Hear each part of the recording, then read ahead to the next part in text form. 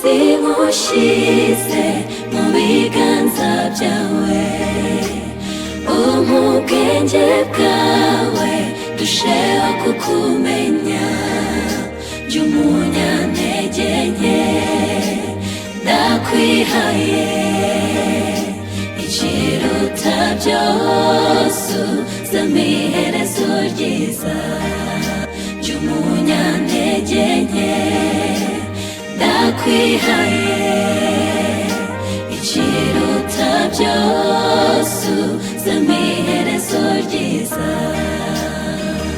Uwo mbabwira byanjye arabizi kurusha uko njye niyizi, niwe waremye biri ku isi byose, ni nawe uduha ubuzima. Uwo mbabwira byanjye arabizi kurusha uko nanjye niyizi, niwe waremye biri ku isi byose, ni nawe uduha ubuzima.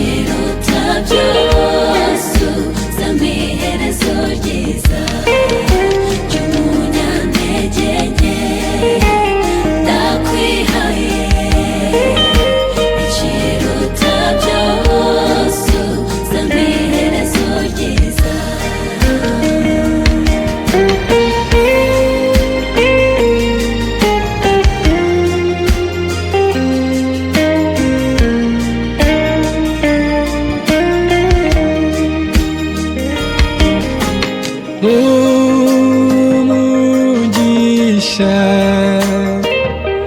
wawe Mwami, undinde imitego ya Satani.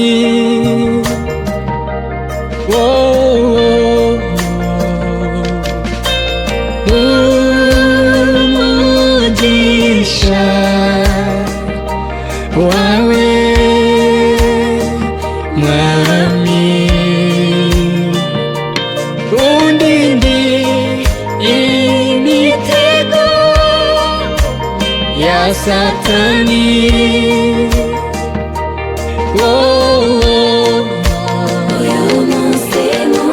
Mu biganza byawe, ubwenge bwawe Mwami Yesu,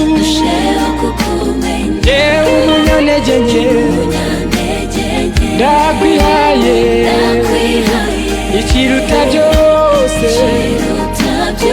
uzampa iherezo,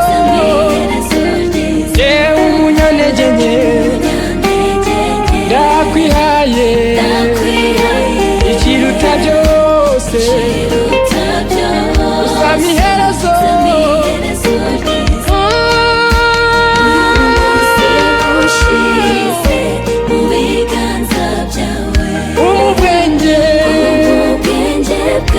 Mwami, yewe umunyantege nke ndakwihaye, ikiruta Mwami uzampe, yewe umunyantege nke